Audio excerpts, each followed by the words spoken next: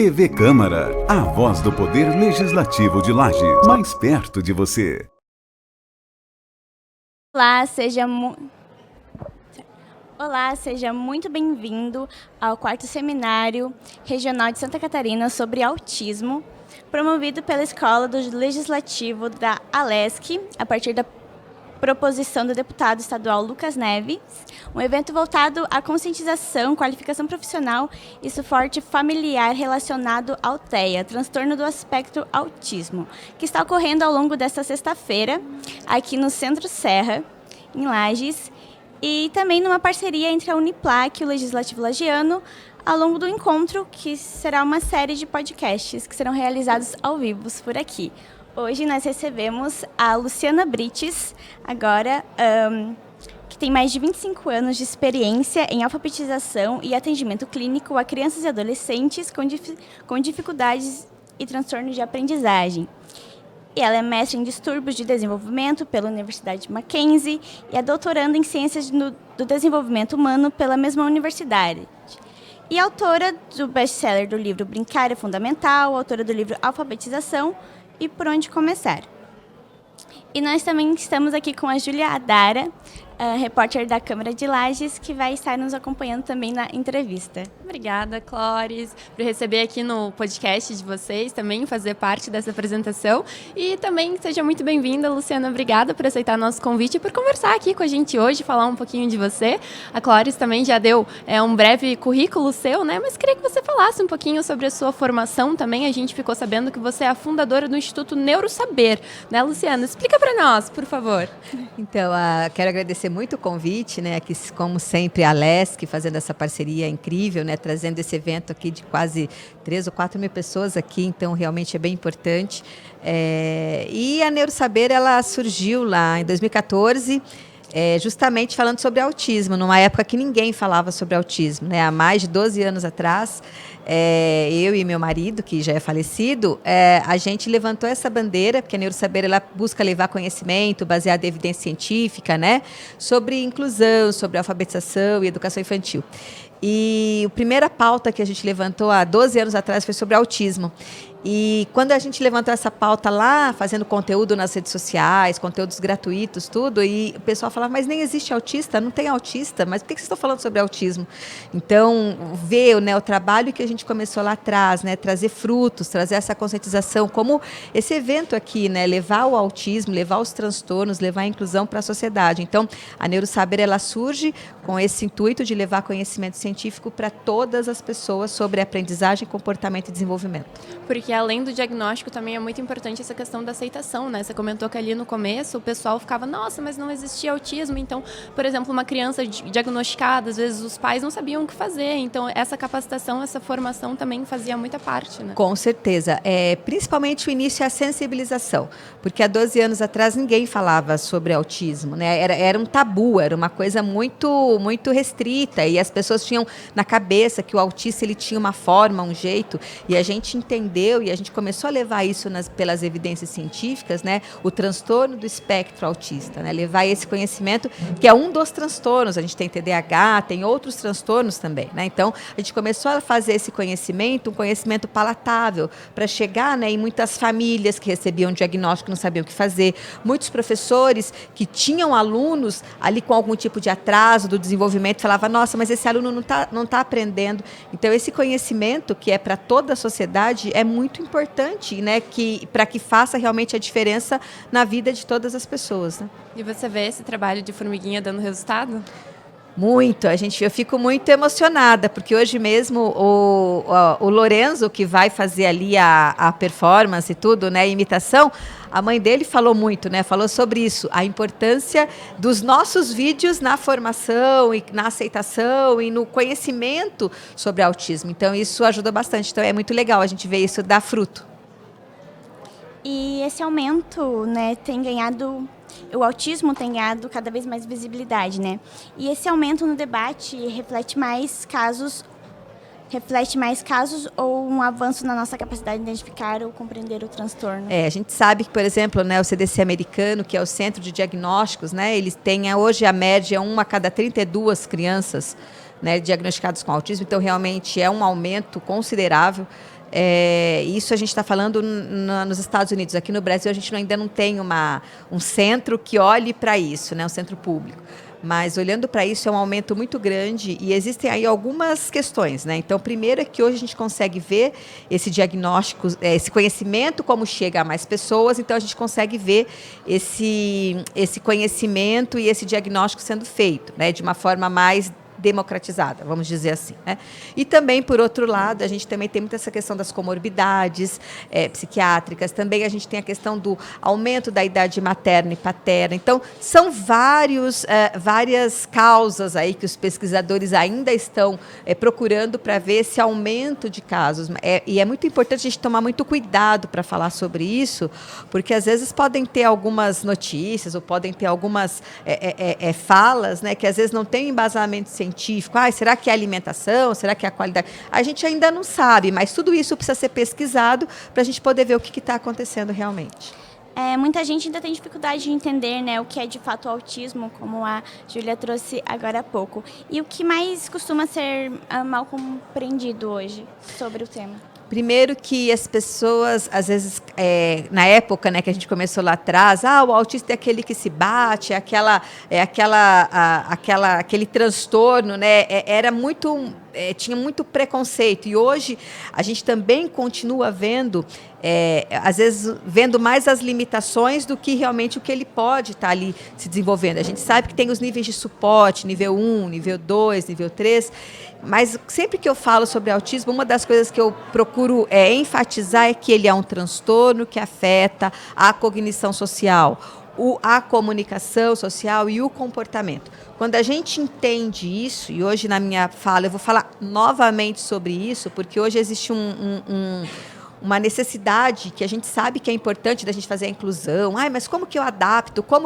Mas se a gente não entende a causa, né, o que realmente o TEA impacta no funcionamento cognitivo, a gente não consegue desenvolver esse conteúdo, essa alfabetização. Então, é um transtorno que afeta a cognição social, que é a comunicação social e o comportamento. Então, essas são as duas coisas que o professor, que as pessoas que trabalham com TEA precisam dominar. E é um espectro muito vasto, né? A gente acredita que, às vezes, a gente olha uma criança, por exemplo, um sinal claro é andar na pontinha dos pés, mas nem todo autista anda na pontinha dos pés, nem todo autista tem essa seletividade alimentar, né? Então, é algo que a gente tem que prestar atenção dentro do espectro, mas também muitas coisas que, às vezes, a gente não acha que é ocasionado pelo autismo. Isso é uma coisa muito importante, porque hoje, não, é uma estereotipia, ele tem estereotipia, né? Então ele é autista. Não, nem toda estereotipia é autista. Exato. Então a gente precisa ter esse cuidado, mas entendendo que o que caracteriza o autismo. Então, a seletividade alimentar, estereotipias, enfim, andar na ponta dos pés, não é que anda na ponta dos pés é autista, mas o que a gente tem que olhar sempre, a característica diagnóstica é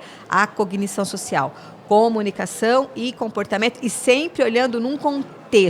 Tem que acontecer em casa, tem que acontecer na escola, independentemente do cuidador, causar prejuízo. Então, são uma série de critérios que precisam ser muito bem olhados também. A gente tem que olhar esses critérios com muito cuidado, né? Porque esse diagnóstico ele precisa ser dado também com muita responsabilidade por uma equipe multidisciplinar. Diagnóstico não é um diagnóstico que você vê no exame de sangue, que você vê numa ressonância magnética, não.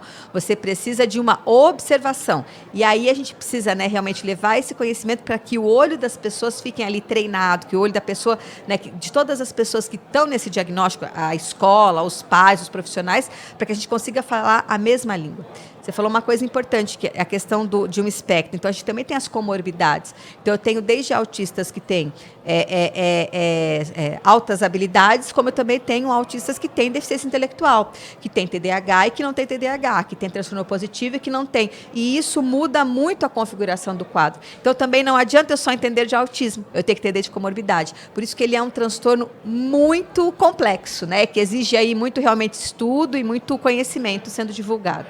E às vezes o diagnóstico, ele serve muito mais para as pessoas entenderem o que está acontecendo, que às vezes existe, por exemplo, uma criança que tem muita dificuldade ali na questão da aprendizagem ou que é superdotada e às vezes os pais não sabem como lidar, e ter esse diagnóstico ajuda o próprio autista a se encontrar dentro de uma sociedade, né? Sim, eu sempre falo que o diagnóstico em qualquer situação, ele é o que a gente chama de libertador. Ele não é o rotulador. Não é que ele tem isso, não, ele não é um rótulo. Ele é o fio que vai nortear o processo de evolução do sujeito. Então, o diagnóstico ele precisa ser tratado com essa responsabilidade também, né, por todas as pessoas, pelos pais, pelos professores, enfim, não é rotular a criança, mas é entender a partir daquilo, porque o diagnóstico ele não fecha, ele é o ponto de partida para que a gente consiga fazer uma evolução dentro desse processo. Como que esse espectro aparece na prática, no dia a dia? Desde muito pequenininho. Então, porque quando a gente fala em cognição social, eu estou falando de um bebê que quando ele abre o olhinho, ele já consegue imitar a boca da mãe. Já começa a olhar a mãe, já começa a imitar a boquinha. Então, por que o TEA, né, o autismo, ele é tão assim impactante? Porque ele afeta justamente uma habilidade da gente, que é uma habilidade inata do ser humano, que é ser social, que é a cognição social. E isso está presente na gente desde que a gente nasce. Então, quando eu olho para o outro, quando eu quero me comunicar com o outro, me relacionar com o outro, a partir disso que vai se desenvolvendo, né? Então, isso é um transtorno que desde pequenininho. Então, por exemplo, a gente tem escalas de triagem nos Estados Unidos, MCHAT, por exemplo, que de 18 meses a gente já consegue não diagnosticar o TEA, mas a gente consegue ver um atraso. Uma criança de 8, 9 meses, você chama por ela, ela já olha. Agora, imagina uma criança de 1 ano e meio, você chama, ela não olha. Será que ela tem algum problema auditivo? Então, esse é um sinal, um dos sinais de alerta, né? Quer brincar junto, quando você compartilha atenção, mostra alguma coisa e mostra alguma coisa lá em terceiro plano, que a gente chama de atenção compartilhada. Então, isso são coisas básicas que pessoas que têm, né, crianças que são diagnosticadas com autismo, elas acabam não tendo isso. Então, são conceitos básicos, e aí que se eu tenho meu alicerce, que já está ali com algumas dificuldades, isso vai aumentando cada vez mais.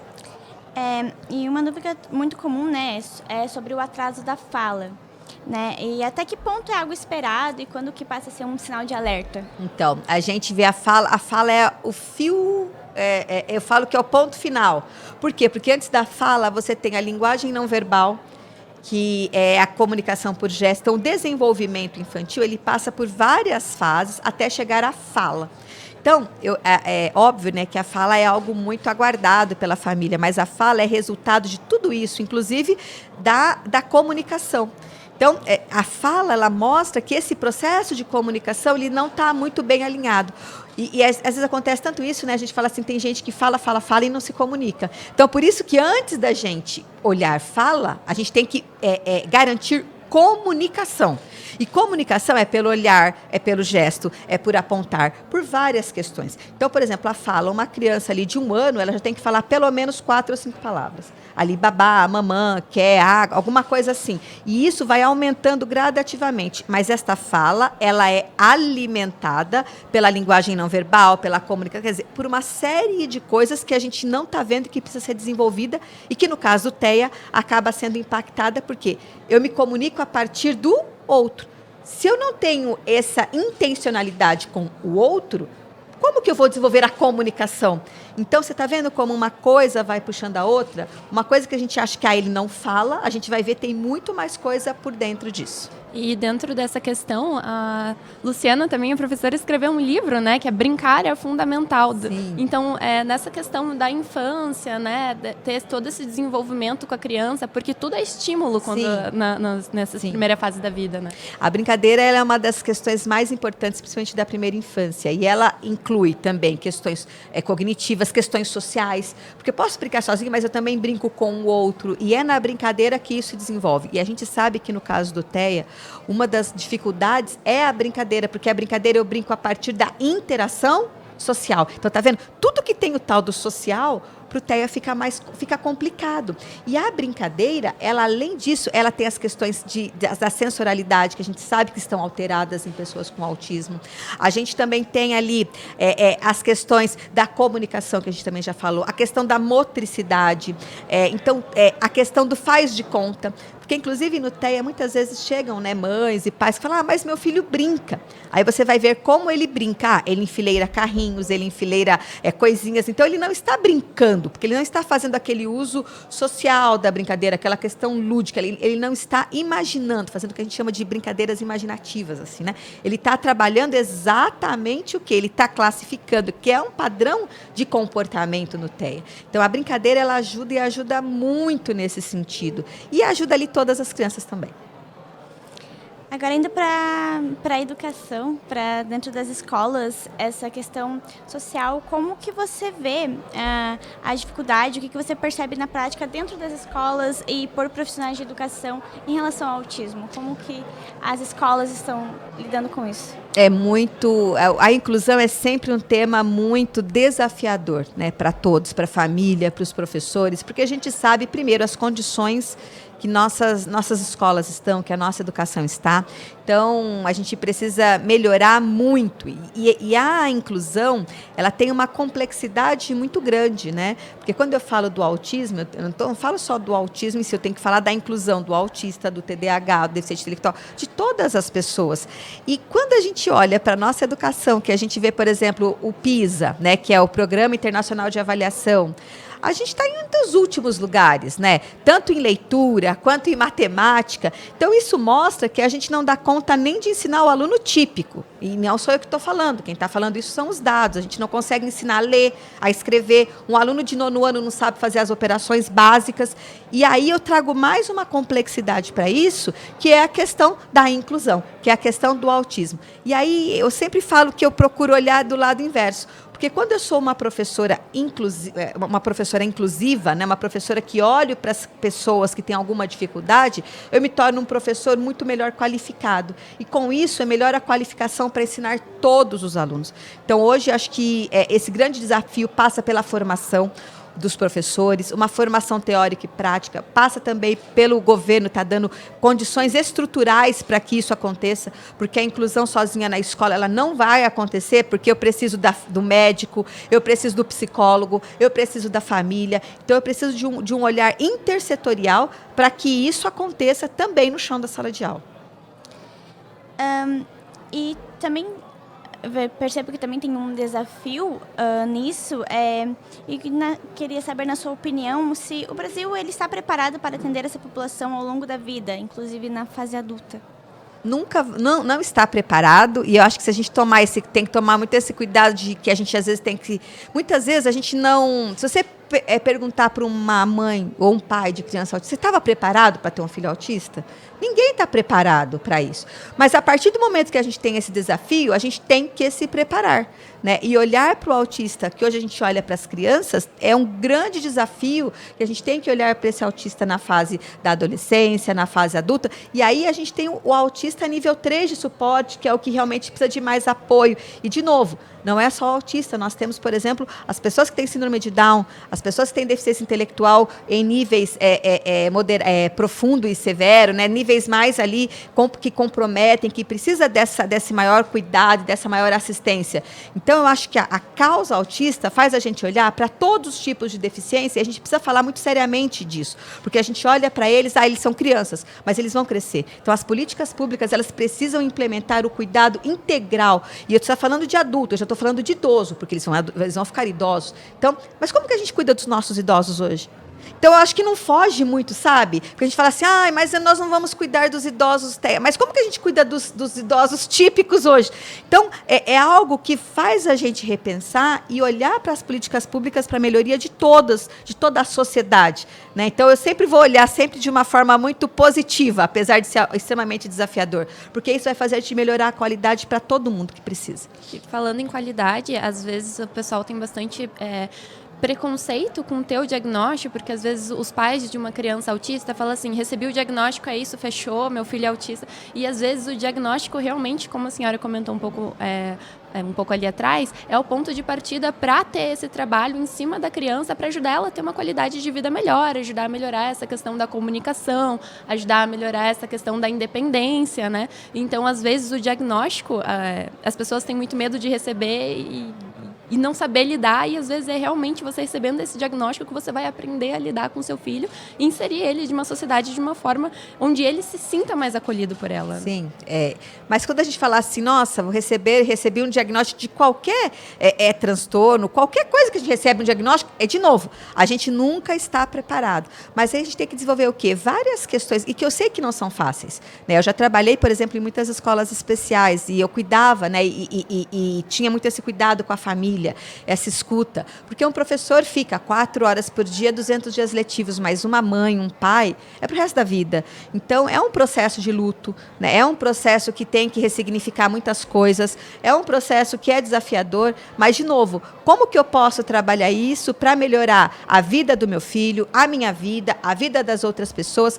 Quantas famílias, né? Por exemplo, a Isabel, que está aqui hoje, né? Que tem o filho, o Lorenzo, com autismo. Então, quanto que ela ressignificou a vida dela, o quanto que hoje ela dá palestra para outros pais, ela mostra que é possível, ela mostra que a gente tem que fazer realmente algo com esse diagnóstico. E não é, muitas vezes, e a gente entende que tem aquele momento que vai ficar lá os 5 minutos, uns 10 minutos, ou dias, ou meses, mas a gente precisa fazer disso uma causa e fazer disso um propósito. E quantas questões legais, e quantos projetos, e quantas coisas não aconteceram a partir disso, né? Então, ressignificar essas questões. A gente percebe também que muitos familiares também não aceitam o diagnóstico de primeira, né? Sim, isso é um grande desafio.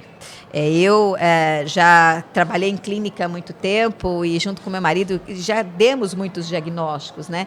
E a gente sabe que tem esse momento de parar, de ressignificar, e tem muitos pais que aí vão atrás de 1, de 2, de 3, de 4, de 5. E a gente entende que, às vezes, isso é importante e necessário, mas quanto mais tempo a gente demora para aceitar, e aceitar não é, ai, nossa, meu filho tem autismo, nossa, tem, o que nós vamos fazer com isso?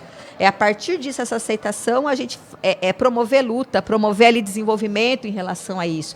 Mas a gente entende que também não é muito fácil, mas a gente também tem alguns trabalhos que falam que quanto mais esse diagnóstico ele não é ressignificado, vai piorar o desenvolvimento dessa criança, porque daí demora terapia, demora intervenção, e isso é algo que custa muito caro depois, porque a gente sabe que o diagnóstico do TEA, muitas vezes, né, para uma boa equipe, uma boa avaliação, com 1 ano, 1 ano e meio, você consegue fazer, em casos bem assim, né, que a gente vê que são bem importantes.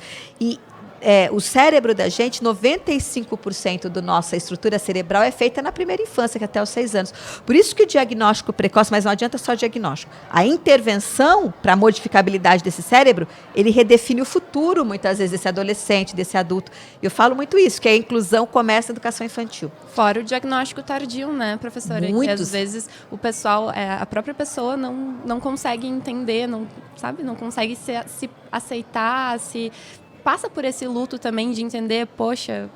Muitos pais de crianças com autismo, né, hoje eles olham, né, e falam, nossa, era isso que eu tinha, né, muitos pais, muitos tios, porque a gente sabe que tem essa questão genética.